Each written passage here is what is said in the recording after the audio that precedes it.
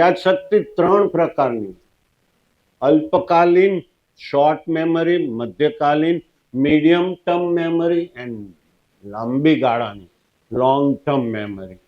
હવે અલ્પકાલીન મેમરી શું છે સમજી લો બધા.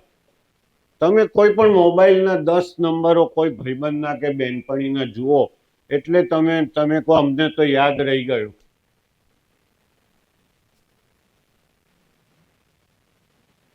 કોઈ એડ્રેસ આપે, કોઈ નામ આપે, લાંબા કોઈ પણ વાક્યો હોય, લાંબી કોઈ પણ અક્ષરોની રમત હોય, ફક્ત તમારા મગજમાં 12 સેકન્ડ રહે છે. સમજી લો, 12મી સેકન્ડ પછી 13મી સેકન્ડે એ બધું ધીરે ધીરે ભૂલાતું જાય. અને 10 મિનિટ પછી પૂછે ને કે મારો મોબાઈલ નંબર બોલ, તો કે હવે મારે મોબાઈલમાં જોવું પડશે, યાદ નથી. મગજના કોષો જે જરૂરી ન હોય એને અલ્પકાલીન યાદશક્તિમાં કાઢતા જાય.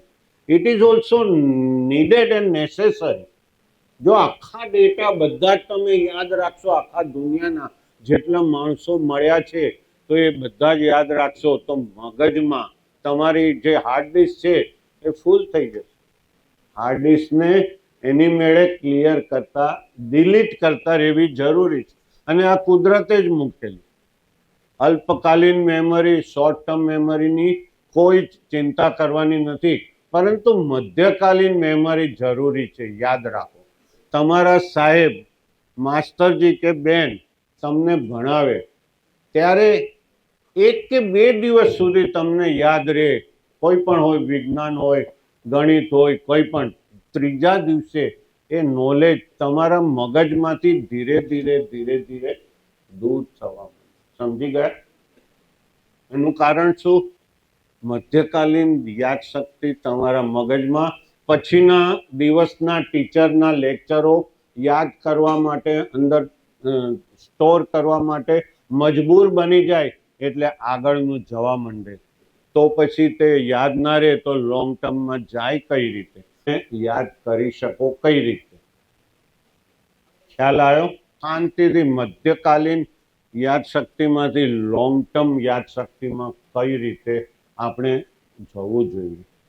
પહેલું, તમે કોઈ પણ વિષય સમજીને, વિચારીને, યાદ કરીને જો મધ્યકાલીન યાદશક્તિમાં નાખશો તો જ યાદ રહેશે. તમે પોતે યાદ કરો. ધારો કે તમને પદાર્થ વિજ્ઞાનમાં વધારે રસ છે તો તમને પદાર્થ વિજ્ઞાનનો આર્કિમિડીઝનો નિયમ યાદ રહી જશે, કોઈ પણ ન્યૂટનનો બીજો નિયમ યાદ રહી જશે. પણ કેમિસ્ટ્રીમાં જરા પણ રસ નથી તો એ તમે મધ્યકાલીન યાદશક્તિમાંથી લોંગ ટર્મમાં પરિવર્તિત નહીં કરી શકો. ખ્યાલ આવી રહ્યો છે? સમજીને, વિચારીને, ગોખેલું જ્ઞાન ક્યારેય કામમાં આવતું નથી. આ સમજી લો. મેં જોયું છે ઘણા લોકો આખા નિયમ ગોખવા જાય છે, ગોખી કાઢો. પરંતુ હાર્ડલક મારે નિશાસા સાથે કહેવું પડશે કે પરીક્ષાના ટાઈમમાં ગોખણિયા જ્ઞાન બિલકુલ ઉપયોગી થતું નથી. એની બદલે નિયમને સમજો. શું કહેવા માંગે, ન્યૂટન શું કહી ગયો? ખ્યાલ આવ્યો? જીવ વિજ્ઞાન છે, રસાયણ વિજ્ઞાન છે, ભૌતિક વિજ્ઞાન છે, ભાષા છે, કોઈ પણ પાઠ છે, કાવ્ય છે, એને સમજી, વિચારી અને પછી તમે, અને બીજો મુખ્ય મુદ્દો છે વારંવાર એનું પઠન કરો. ઘરે જઈ અને ધારો કે મેડમે આજે શીખવાડ્યું રસાયણ વિજ્ઞાનમાં આ કોઈ પણ એક પેલા વિષય સમીકરણ, તો ઘેર જઈ અને ફરીથી રાત્રે બેસી આજે આપણે શું શીખ્યા, પદાર્થ વિજ્ઞાનમાં શું શીખ્યા, જીવ વિજ્ઞાનમાં શું શીખ્યા, એ બધાની શોર્ટ નોટ બનાવો અને સમજી અને મધ્યકાલીન યાદશક્તિમાંથી લોંગ ટર્મ યાદશક્તિમાં નાખવાની મહેનત કર્યા કરો. આને શું કહેવાય? રિવિઝન. રિવિઝન કરવાનું જો ભૂલશો, દરરોજના પાઠ મેડમ કે સર તમને આપે છે એ તમારે ફક્ત મધ્યકાલીન યાદશક્તિમાં જ રહ્યા છે, આગળ વધતા નથી. 3 દિવસ પછી ચોથા દિવસે કહેશો ને તો મેડમે કયું શીખવાડ્યું, તો કે ખાલી ન્યૂટનનો નિયમ.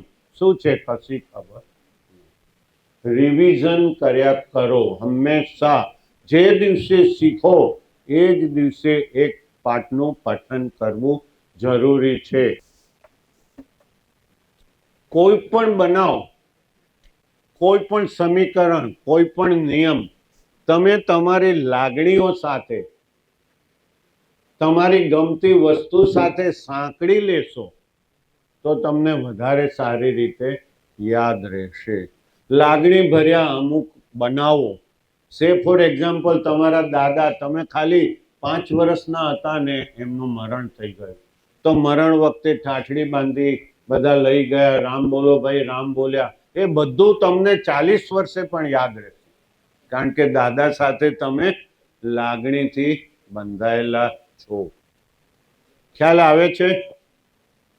તમે કોઈ પણ નિયમને, કોઈ પણ સમીકરણને, કોઈ પણ પ્રમેયને, કોઈ પણ દાખલાને આવી જ રીતે તમારા પોતાના ગમતા કોઈ પણ વસ્તુ સાથે સાંકળી અને બનાવ સાથે સાંકળી અને એની સાથે લગાવ પેદા કરશો તો એ વસ્તુ તરત જ તમારી લોંગ ટર્મ મેમરીમાં જતું રહેશે.